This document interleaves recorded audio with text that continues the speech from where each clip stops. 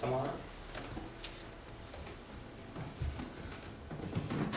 I get my favorite mic out now. Exactly. I just want to say, first of all, thank you all for coming out again, and thank you for coming out yesterday.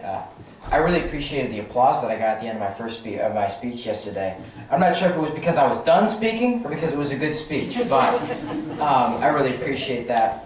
I want to just open briefly by thanking those in our armed forces and saluting those who have died serving our country.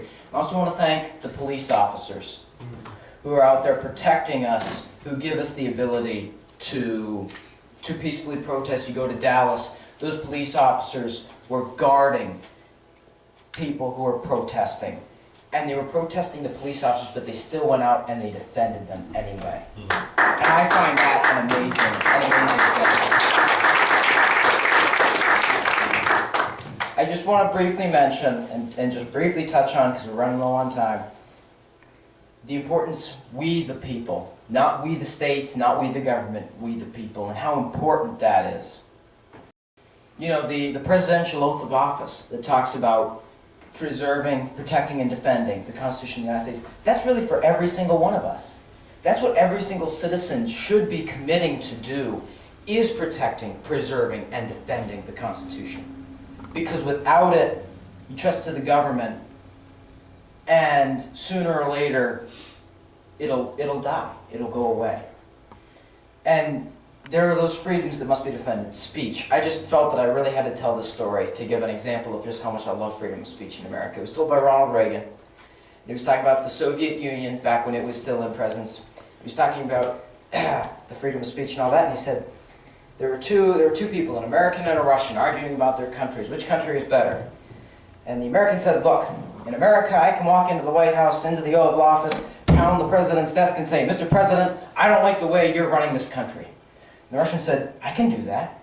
The American said, you can? He said, yeah. I can walk into the Kremlin, to the General Secretary's desk, or in the General Secretary's office, pound his desk and say, Mr. General Secretary, I don't like the way President Reagan's running his country.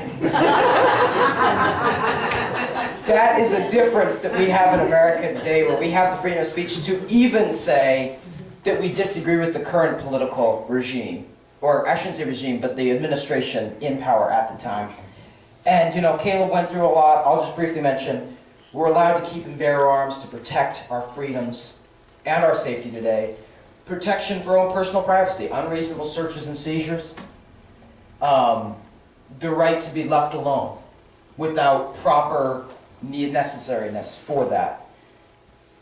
And these are just some of the rights that we are so greatly blessed in this country.